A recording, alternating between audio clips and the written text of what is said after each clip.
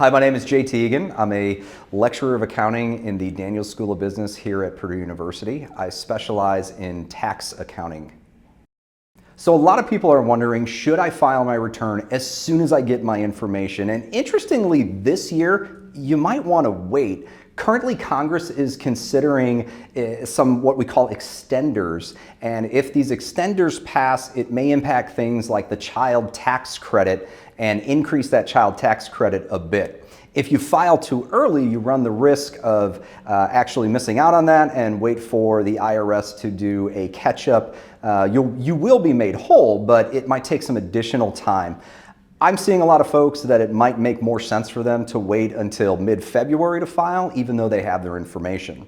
And speaking of getting information, not everything comes in the mail any longer. So be very leery of any situations where you might have to go online and log into your account and download your tax form. Not everything is coming in the mail. It's really easy to check a little benign box to say that you agree to receiving electronic statements and you won't get them in the mail. So make sure you've got all of your information, not just the stuff that came in the mail, but the stuff you need to download as well. The child tax credit that we talked about that might get adjusted in the past with COVID has been as much as $4,000. It has since reverted back to its pre-pandemic level of $2,000. We'll see if that number gets changed anymore, but right now it's at $2,000, so that remains unchanged. So don't miss out on credits. I would say that's one of the bigger pieces that folks tend to forget about. And right now there is a lot of energy credits that you could pursue. So if you got new windows and they're energy efficient windows on your house, there's actually a small tax credit that will get generated simply because you bought and installed energy efficient windows and you're improving your property.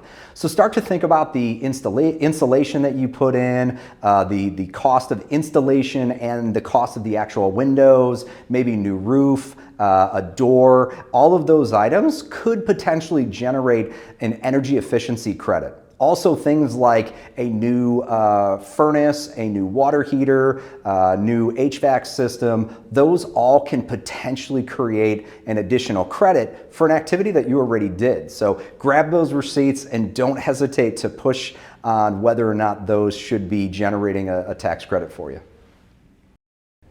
Yeah, so if you miss the filing deadline, you don't have to panic. Nobody's coming to knock on your door and haul you off in an orange jumpsuit. That would be the absolute extreme. If you miss the deadline, be prepared for some notices. And if you get some notices, my advice is don't sit on them. They are not a fine wine. They do not age well with time. Often with IRS notices, they come in a very discreet envelope that says U.S. Treasury Department on that, Internal Revenue Service, and it's being mailed to you. One of the things that I will say is if you miss a filing deadline, nobody's going to call you that you missed it either.